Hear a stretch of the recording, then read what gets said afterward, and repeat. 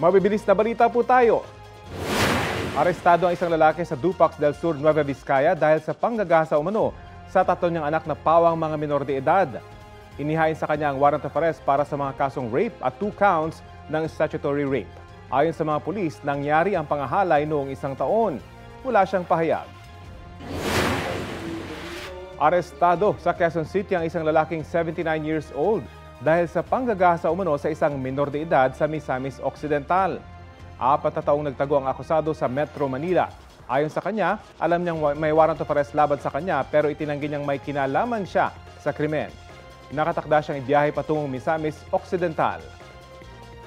Kapuso, alamin ang maiinit na balita. Bisitahin at mag-subscribe sa GMA Integrated News sa YouTube. Sa mga kapuso abroad, samahan niyo kami sa GMA Pinoy TV at sa www.gmanews.tv.